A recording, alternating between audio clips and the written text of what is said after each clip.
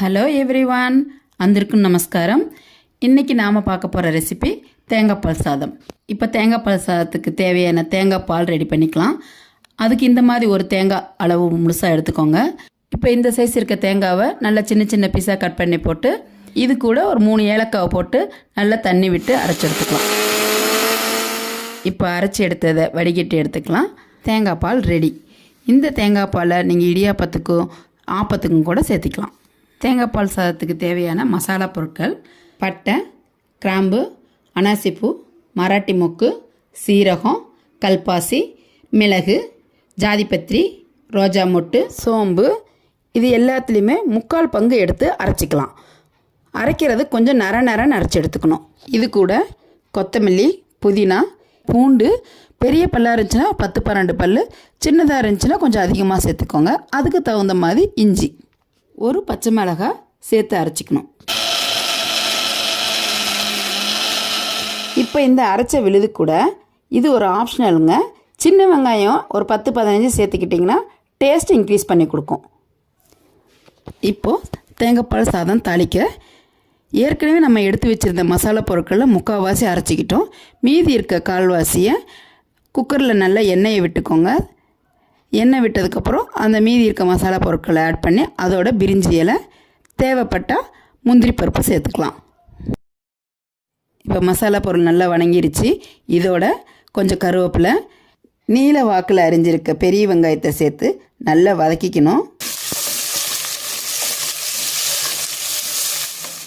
இப்போ வெங்காயம் நல்லா வணங்கி வந்துருச்சு. இப்போ இதில் நீல வாக்கில் அரிஞ்சிருக்க தக்காளியை சேர்த்து நல்லா வணக்கிக்கலாம். வணக்கின உடனே அரைச்சி வச்சுருக்க பேஸ்ட்டை இதோடு ஆட் பண்ணிக்கணும். பேஸ்ட்டோட பச்சை வாசனை போகிற வரைக்கும் நல்லா வணக்கி விட்டு அடி பிடிக்காமல் இருக்க அப்பப்போ கிளறி விட்டுட்டே இருங்க. காரத்துக்கு பச்சை மிளகாய் போட்டுக்கோங்க. நாங்கள் இதோட பட்டாணி, உருளைக்கிழங்கும் ஆட் பண்ணியிருக்கோம். இது உங்களுக்கு ஆப்ஷனல் தான், தேவைப்பட்டால் சேர்த்துக்கலாம். இதுக்கு பதிலாக காலிஃப்ளவர், காளான், பன்னீர் இந்த மாதிரி காய்கறிகளும் இதோட சேர்த்திக்கலாம். காய்கறிகளெல்லாம் நல்லா வணங்கினதுக்கப்புறம் அரைச்சி எடுத்து வச்சுருக்க தேங்காய் பாலை இதோட ஆட் பண்ணிக்கிட்டு நல்லா கலந்து விட்டுக்கலாம். பிரியாணிக்கு ஃப்ளேவர் வரத்துக்காக புதினா போடுற மாதிரி தேங்காய் பால் சாதத்துக்கும் நல்ல ஃப்ளேவர் வரத்துக்கு புதினாவும் கொத்தமல்லியும் கட் பண்ணி இதோட தூவிக்கலாம். தேவையான அளவு உப்பு சேர்த்துட்டு நல்லா கொதிக்க விடணும். தண்ணி நல்லா கொதித்து வந்ததும் சுத்தம் பண்ணி வச்சுருக்க அரிசியை இதோடு சேர்த்திக்கலாம். இப்போ நான் போடுறது சாப்பாட்டு அரிசி தாங்க போடுறேன். நீங்கள் விருப்பப்பட்டால் பாஸ்மதி ரைஸ், சீரக சம்பா ரைஸ் இந்த மாதிரி எது வேணால் ஆட் பண்ணிக்கலாம். அரிசி போட்டு நல்லா கலக்கி விட்டு ஒரு கொதி வந்ததும் குக்கர் மூடி போட்டு மூடிடணும். இந்த தேங்காய் பால் சாதம் பார்த்திங்கன்னா 1 வயசு குழந்தைங்கள்ருந்தே கொடுக்கலாங்க.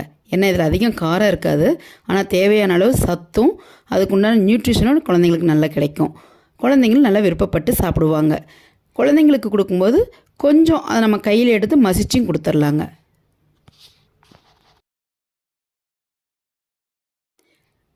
குக்கரில் 2 விசில் விடுங்கணும். நான் 2 விசில் விடுறேங்க. அவங்கவுங்க குக்கர் பழக்கப்படி விசில் பார்த்து 1-2 முன்ன பின்ன வச்சுக்கலாம். 2 விசில் விட்டு இறக்கி குக்கர் மூடியை ஓப்பன் பண்ணி பார்க்கலாங்க. டேஸ்டான ஹெல்த்தியான தேங்காய் பால் சாதம் ரெடி.